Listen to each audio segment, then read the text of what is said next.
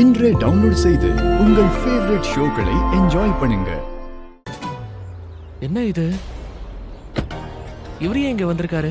வணக்கம், நில்லுங்க. வணக்கம், எப்படி இருக்கீங்க?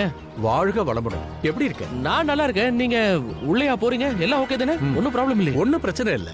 ரொம்ப சந்தோஷமான விஷயம் இது. என்ன சொல்றீங்க? நீலம் மேடம் ரிஷி கல்யாணத்துக்கு நல்ல நாள் பார்க்க வர சொல்லிருக்காங்க. சரி, நான் இப்ப உள்ள போறேன். இருங்க, ஒரு நிமிஷம் இருங்க. நில்லுங்க. சாரி, நான் உங்களை பிடிச்சி இழுத்துட்டேன்ல. இங்க பாருங்க, நீங்க எனக்காக ஒண்ணு பண்ணணும். என்ன சொல்லு? உனக்கும் கல்யாணத்துக்கு நாள் குறிக்கணுமா?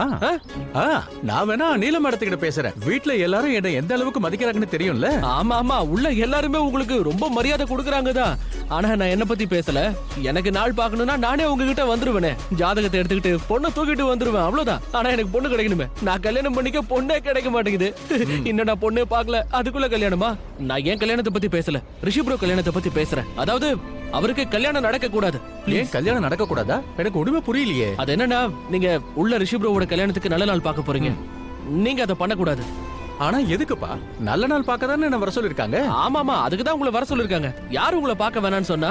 ஆனா நீங்க என்ன பண்ணணும்னா, இப்போ நல்ல நாள் இல்ல, நல்ல நாள் 6 மாசத்துக்கு அப்புறம் தான் வரும்னு சொல்லிடுங்க. ப்ளீஸ் சொல்லுங்க. சரி, நான் எதுக்காக இப்படி சொல்லணும்? ஏன்னா அதுக்கு காரணம் இருக்கு, ரொம்ப பெரிய காரணம் இருக்கு. இங்க பாருங்க, ஒண்ணு மட்டும் புரிஞ்சுக்கோங்க.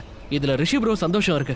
ப்ளீஸ் நான் சொல்றத கேளுங்களேன். நான் உங்க கால்ல வேணா விழுறேன். ப்ளீஸ் தயவு செஞ்சு எனக்காக சொல்லுங்க. ப்ளீஸ் இருங்க. வேணா நீங்க இத வச்சுக்கோங்க. இந்தாங்க, புடிங்க, வச்சுக்கோங்க. ஓகே, இத லஞ்சன் மட்டும் நினைச்சுக்காதீங்க. இது உங்களுக்கு குருதட்சணை. உள்ள கொடுப்பாங்க, வெளியும் கொடுத்தாச்சு. என்ன கொஞ்சம் அதிகமா கிடைச்சிருக்கு. இங்க பாருங்க, ப்ளீஸ். இத நான் என் சுயநலத்துக்காக பண்ணல. ஒருத்தரோட வாழ்க்கைய அழிய விடாம நீங்க காப்பாத்துறீங்க. ப்ளீஸ் எனக்காக பண்ணுங்க. என்னாச்சு பண்டிதரே? கிரகங்கள் திசை இருக்குல்ல, அதை வச்சு பார்க்கும்போது அடுத்த 6 மாசத்துக்கு நல்ல முகூர்த்தமே இல்ல. ஐயோ,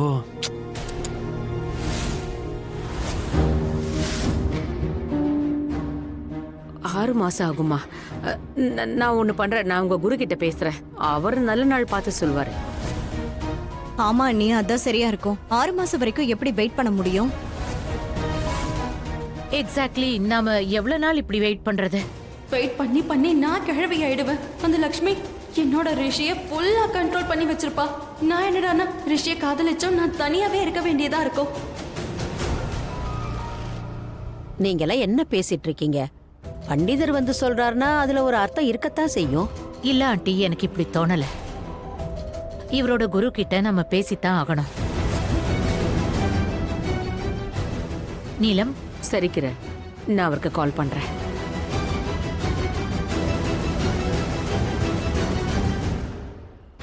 இருங்க, நீங்க என்ன பண்ணிட்டு இருக்கீங்க?